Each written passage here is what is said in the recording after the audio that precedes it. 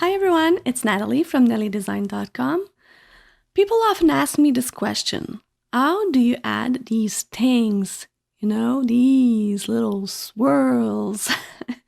Well, in this video, I'm going to tell you first what they are called, and we'll see how we can find fonts that have them, and I'll finally show you how to add them very easily in Design Space. So first of all, what are they? Well, if we look at Adobe Photoshop or Illustrator, which are professional softwares, they call them glyphs. But I also see alternate characters, special characters, and even flourishes, swirls, all the things. You can call them whatever you want. The important thing is to know how to use them. So first, do all fonts have glyphs? Well, the answer is no. In fact, most of them don't. So I'll show you how to find some. A popular site for this is DaFont. DaFont is a site where you can download for free some fonts. One thing I want to show you though is that these fonts most of them are free for personal use. That means you can download them, cut something with them in vinyl, stick it, let's say, to a mug, and then sell the mug. This is not your personal use. This is commercial use. So that's what I want to tell you, and be careful with this. So let's say that you see this one, and there's like these little glyphs are there, and you're like, oh, I want this one. So you click on it, and then you need to read because it says non-commercial, personal use only. You can get the commercial license right here. Doesn't say very much else. So you're like, oh, cool, this looks nice, let me see. And then you see all the letters. Yeah, they do have some little glyphs at the start, but where are these ones? They are nowhere to be found. So this can be very disappointing because you have to look at them one by one. This is something I really don't like. I don't have the patience for it. If you know me, you know how I am. So if you know me, you also know that I really love Design Bundle, and its sister site is called Fontbook. So Fontbook has the best font ever. First, I want to tell you they are both the same login and password for both the sites. So that is neat. There are three things I like the most about them. First, they are very high quality fonts and SVG files. Second, they have a premium license. So if I go all the way to the bottom, you can see here Fontbook license. If I go and check it, you'll see that they have the premium license, cover 1% to use licensed product, and what is covered, you can make and sell physical end product. So there's no confusion. Whatever you download from them, you can at least do this. So that's what I liked. And finally, what I like the most is the $1 event sale. It is once a month, at the end of the month on Wednesday. It only lasts 1 hour, but you can get the most deals there. It's incredible. Let me show you what I had. I bought this deal last month. All these fonts, 50 plus fonts with swashy, meaning glyphs, for $1. Now the deal is done. I know, I'm sorry to show you this, but if you don't want to miss any other event, just go in the description of this video and subscribe to my newsletter. I will tell you each and every time when the event comes, so you can really get all these nice deals too. So I'm going to be showing you how to use some of these fonts, but since you were not able to get this probably, I want to also show you that you can totally go right here into more and go to free fonts. So if you go to free fonts, Design Bundle has a lot of free fonts that you can download. And I'm telling you, they also have the glyphs, most of them. So one that I chose was this one, Pearly. And you can read here if you want to know. It says uppercase, lowercase, alternate. So that means that they have the glyphs. Another one that I saw that is pretty neat is Childish. And you can see that you probably think that they have glyphs. And if you read a bit, it says almost each lowercase glyph has between 3 to 5 alternates, so that is awesome, and it's free. So you can check it out here. I'll link to it in the description of the video, but you can see all the glyphs that will appear right here. So that is pretty cool. Now let me show you how to insert them in Design Space. It is pretty easy. I will first show you how to do it if you have a PC. Let me tell you that it's the same thing for a Mac. It's just not the same software, but it will be the same principle. So I draw this, and we're going to be repeating the exact same thing. So first of all, what I want to show you is that if you have a PC, you're going to type on the left side in your start menu, you're going to type character map. So when you type character map, this is what's going to appear to you. This character map will show you all the character of all of your fonts. So you need to select the font that you want. I want Bebelia. That's one of the fonts that I downloaded from the $1 event. And you'll see that there are all these glyphs. I don't know if you think this is okay. Hopefully it's fine with you. But as for myself, maybe I'm getting old. I don't know. But it's pretty small. I really like to see them bigger.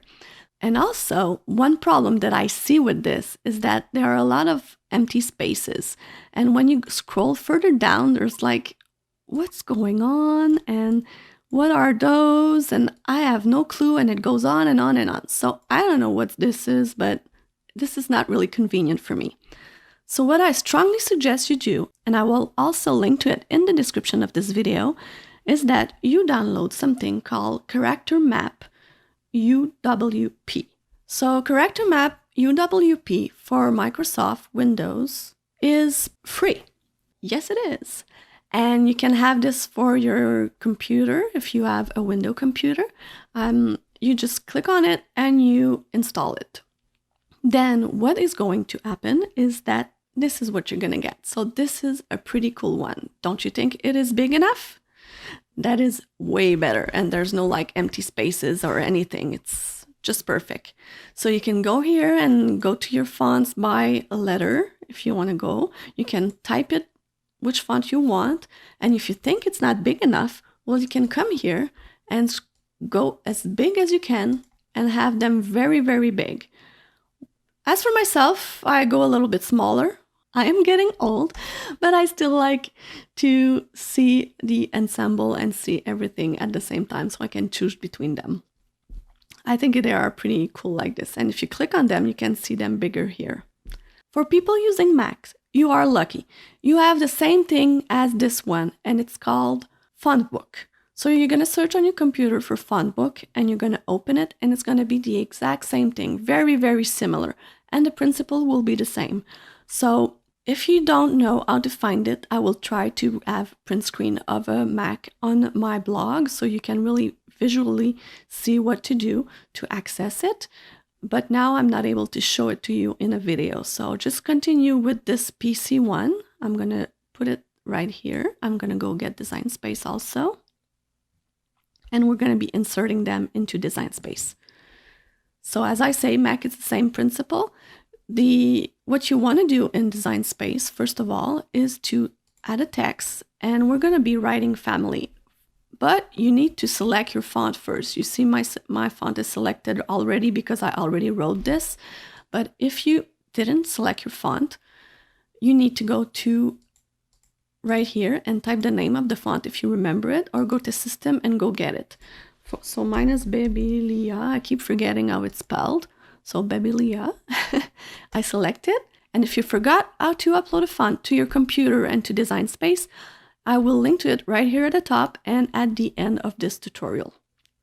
So now that we have selected the right font, we're going to be simply typing family as we do normally. So F, capital F, A, M, I, L, Y.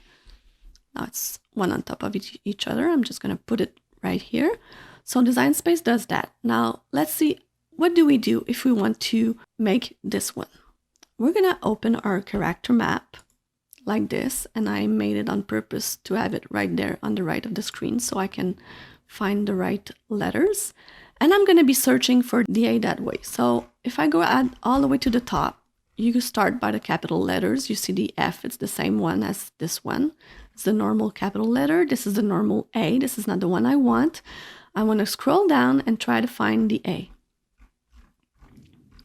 So here they are. There are many possibilities, which is pretty cool. And this is the one I chose. So I could have chosen this one too. This one too would be cute. So if I choose this one, the only thing I need to do is click here, copy, or you can do Control C, Command C if you have a Mac. You're gonna double click here, go and replace the little A, and go Control V or Command V if you have a Mac. Control V, and the A is right here. Now, one thing I want you to notice is that there's a little square that will appear right here. Don't worry about it. This is totally normal because it doesn't recognize the character, but that's totally fine. You have it here, and that's what we want. So we're going to go back to our character map, and we're going to try to find the L. So which L do I want? And by the way, if you go and scroll down all the way to the bottom, you often have double letters, TH, that is pretty common in English. So just to tell you. So let me go and take the L. MNO. Okay, L, there it is. There's a lot of possibilities. These ones are pretty good if they are at the first and at the end. So I'm gonna get this one. This is the one I'm getting. So copy. Again, I'm go here. Control V. And I'm gonna end up with the Y. So the Y is right here. There's this one that is cute, and that's the one I want. So it's pretty easy and it's pretty fun to see everything come up like this. Now, if you're used to Design Space and to script font, you know that you need to ungroup them before to be able to attach them properly. So either you go here to ungroup to letters, or you just click ungroup right here. It's the same thing. And one thing I'm glad is back is that if you hit Shift and you hold on to the letter and you click Shift, you see that it locks in place. It really locks the letter in place horizontally and vertically.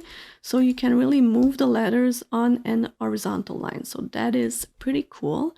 You don't have to do this. It's not mandatory, but I like it. And if I go like this, you see that is not something I like because now it's touching the eye. So I'm just going to put it a little bit higher. And then I'm going to come with the Y right here.